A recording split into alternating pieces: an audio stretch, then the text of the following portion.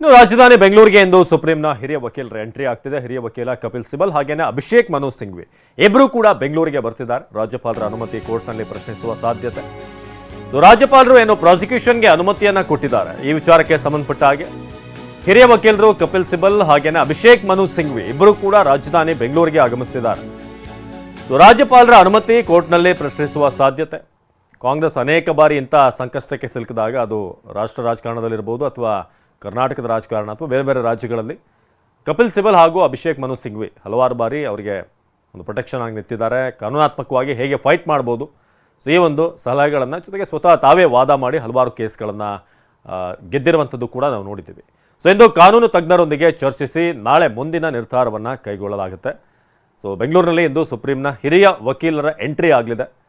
So ಹೇಗೆ ಇದನ್ನು tackle ಮಾಡ್ಬೋದು, ಸೊ ಸಿದ್ದರಾಮಯ್ಯ ಅವರ ಕುರ್ಚಿ ಎಷ್ಟು ಮಟ್ಟಿಗೆ ಸೇಫಾಗಿ ಇರಿಸ್ಬೋದು, ಇದೆಲ್ಲದರ ಬಗ್ಗೆ ಕೂಡ ಡೀಟೇಲ್ ಆಗಿ ಈಗ ಚರ್ಚೆ ನಡೆಸಲಾಗುತ್ತೆ. ಜೊತೆಗೆ ಅನುಮತಿಯನ್ನು ಕೊಟ್ಟಿರುವಂಥ ರೀತಿ ಅದು ಲೀಗಲಿ ಒಂದಷ್ಟು ಕಾಂಗ್ರೆಸ್ನ ನಾಯಕರು ಹೇಳ್ತಿರುವಂಥ ಪ್ರಕಾರ ಅವರು ಕರೆಕ್ಟಾಗಿ ಅನುಮತಿ ಕೊಟ್ಟಿಲ್ಲ ಅಥವಾ ಹಾಗೆ ಕೊಡೋಕೆ ಬರೋದಿಲ್ಲ ಅಂತ. ಸೊ ನಾವು ಸಿಎಂ ವಿರುದ್ಧ ಪ್ರಾಸಿಕ್ಯೂಷನ್ಗೆ ರಾಜ್ಯಪಾಲರ ಅನುಮತಿ ಏನು ನೀಡಲಾಗಿದೆ ಪ್ರಾಸಿಕ್ಯೂಷನ್ಗೆ. ಅದರ ಬೆನ್ನಲ್ಲೇ ಸಂಪುಟ ಸಭೆ ಬಳಿಕ ಸುದ್ದಿಗೋಷ್ಠಿಯಲ್ಲಿ ಸಿಎಂ ಮಾತನಾಡಿದರು. ಗವರ್ನರ್ ನಡೆ ರಾಜಕೀಯ ಪ್ರೇರಿತ ಅಂತ ಸಿದ್ದರಾಮಯ್ಯ ಹೇಳಿದರು. ಜೊತೆಗೆ ನಾನು ಯಾಕೆ ರಾಜೀನಾಮೆ ಕೊಡಬೇಕು ಅಂತ ಸಿಎಂ ಪ್ರಶ್ನೆ ಮಾಡಿದ್ರು. ನಾವು ಬಡವರ ಪರ ಇದ್ದೇವೆ ಅಂತ ನಮ್ಮನ್ನ ಟಾರ್ಗೆಟ್ ಮಾಡಲಾಗ್ತಿದೆ ಅಂತ ಹೇಳಿದ್ದಾರೆ. What for I should resign? Tell me. Why I should resign? See, why I should resign? Tell me. What is the offense that I have committed? According to me, the governor has to resign. Because he acted like a puppet in the hands of the government of India. ಅವರು BJP ಅವರು JDS ನವರು ರಾಜಕೀಯವಾಗಿ ಮಾಡಿ ಅಂತಾರೆ, ಇವರು act ಮಾಡಿದ್ದಾರೆ, dance ಮಾಡ್ತಾರೆ. ಇದನ್ನ ಈ ರಾಜ್ಯಪಾಲರು ಕೊಟ್ಟಿರ್ತಕ್ಕಂಥ ಇಲ್ಲೀಗಲ್ ಸ್ಯಾಂಕ್ಷನ್ ಏನಿದೆ ಇದರ ವಿರುದ್ಧ ಕಾನೂನಾತ್ಮಕವಾದಂಥ ಹೋರಾಟವನ್ನು ಮಾಡ್ತೀವಿ. ನನ್ನನ್ನು ರಾಜಕೀಯವಾಗಿ ತೇಜೋವಧೆ ಮಾಡಬೇಕು ಅಂತ ಪ್ರಯತ್ನ ಮಾಡ್ತಾ ಇದ್ದಾರೆ. ಇದು ಸಾಧ್ಯ ಇಲ್ಲ. ಈ ಪ್ರಯತ್ನ ಯಶಸ್ವಿಯಾಗಲ್ಲ. ಒಂದು ರೀತಿಯಲ್ಲಿ ದುರುಪಯೋಗ ಮಾಡಿಕೊಳ್ತಾ ಇದ್ದಾರೆ. ಹಾಗಾಗಿ ನಾವು ಒಂದು ಕಾನೂನಿನ ಹೋರಾಟ ಮಾಡಬೇಕು, ಜೊತೆಗೆ ರಾಜಕೀಯವಾಗಿಯೂ ಕೂಡ ಹೋರಾಟ ಮಾಡಬೇಕು. Political as well as legal, ಈ ಎರಡನ್ನೂ ಕೂಡ ನಾವು ಚರ್ಚೆ ಮಾಡಿದ್ದೇವೆ. ಹಾಗಾಗಿ ನಮ್ಮ ಕ್ಯಾಡರ್ ಏನಿದೆ, ಪಕ್ಷದ ಕಾರ್ಯಕರ್ತರು, ಮುಖಂಡರುಗಳು, ಜಿಲ್ಲೆಯಲ್ಲಿ ತಾಲೂಕಿನಲ್ಲಿ ಅವರುಗಳು ಸಹ ಈಗ ಹೋರಾಟಕ್ಕೆ ಇಳಿತಕ್ಕಂಥ ಅನಿವಾರ್ಯತೆ ಬಂದಿದೆ. ಯಾಕೆಂದರೆ ರಾಜಕೀಯವಾಗಿ ನಾವು ಅವರಿಗೆ ಉತ್ತರ ಕೊಡಬೇಕು ಅನ್ನೋದಾದರೆ ಸ್ವಾಭಾವಿಕವಾಗಿ ರಾಜಕೀಯವಾಗಿ ಹೋರಾಟ ಮಾಡಬೇಕು. ಅದಕ್ಕಾಗಿ ನಮ್ಮ ಪಕ್ಷದ ಕಾರ್ಯಕರ್ತರಿಗೆ ಅಧ್ಯಕ್ಷರು ತಿಳಿಸಿದ್ದಾರೆ, ನೀವೆಲ್ಲರೂ ಕೂಡ ಹೋರಾಟ ಮಾಡಿ, ಶಾಂತಿಯಿಂದ ಹೋರಾಟ ಮಾಡಿ. ನಾವೇನು ಕಲ್ಲು ಹೊಡಿಬೇಕಾಗಿಲ್ಲ ಅಥವಾ ಬೇರೆ ಬೇರೆ ರೀತಿಯಲ್ಲಿ ಮಾಡಬೇಕಾದ ಅಗತ್ಯ ಇಲ್ಲ.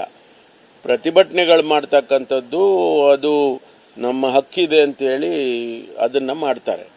ಬಹುಶಃ ನಾಳೆಯಿಂದ ಅದಕ್ಕೆ ಎಲ್ಲ ಕರೆ ಕೊಟ್ಟಿದ್ದಾರೆ. ನಾಳೆಯಿಂದ ಇಡೀ ರಾಜ್ಯದಲ್ಲಿ ಮಾಡ್ತಾರೆ. ಗೊತ್ತಿಲ್ಲ, ಅದು ಯಾರಿಗೆ ರೆಫರ್ ಮಾಡ್ತಾರೆ. ಈ ಸಂದರ್ಭದಲ್ಲಿ ಅವ್ರಿಗಿರೋ ಆಪ್ಷನ್ಸ್ ಒಂದೇ, ಲೋಕಾಯುಕ್ತಕ್ಕೆ ಕೊಡಬೇಕಾಗ್ತದೆ. ಬೇರೆ ಆಪ್ಷನ್ಸ್ ಇಲ್ಲ. ಯಾಕೆಂದ್ರೆ ಅವ್ರು ಲೋಕಾಯುಕ್ತಕ್ಕೆ ಕಂಪ್ಲೇಂಟ್ ಕೊಟ್ಟಿದ್ದಾರೆ. 18/6 ಲೋಕಾಯುಕ್ತಕ್ಕೆ ಅವರು ಕಂಪ್ಲೇಂಟ್ ಕೊಟ್ಟಿರೋದು. ಅದನ್ನು ಅವರು ಬ್ಯಾಕ್ಗ್ರೌಂಡಲ್ಲಿ ಅದನ್ನು ತಗೊಳ್ಬೋದು. ಮತ್ತು ಈಗಿನ ಸಂದರ್ಭಾನುಸಾರವಾಗಿ ಲೀಗಲಿ ಅವ್ರಿಗೆ ಅದೊಂದೇ ಆಪ್ಷನ್ಸ್ ಉಳಿದಿರೋದು. ತನಿಖೆ ಮಾಡೋದಕ್ಕೆ ಅವರೇನು ಅನುಮತಿ ಕೊಟ್ಟಿದ್ದಾರೆ, ಲೋಕಾಯುಕ್ತಕ್ಕೆ ರೆಫರ್ ಮಾಡಬೇಕಾಗ್ತದೆ.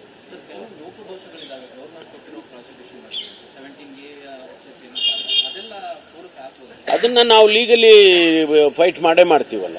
ಈಗ ಕೇಂದ್ರ ಸರ್ಕಾರನೇ 17A ನೀವು ಮಾಡುವಾಗ ನೀವು ಇಂತಿಂಥ ಕ್ರಮ ತಗೋಬೇಕು ಅಂತ ಹೇಳಿ ಡಿಫೈನ್ ಮಾಡಿದ್ದಾರೆ. Very well defined. ಅವರು ಮುಖ್ಯಮಂತ್ರಿಗಳಿಗೆ ಯಾರು, ಸಚಿವರಿಗೆ ಯಾರು, ಆಮೇಲಿಂದ ಈ SOPನಲ್ಲಿ ಬರೆದಿದ್ದಾರೆ, ತಾವು ನೋಡಿದ್ದೀರಾ.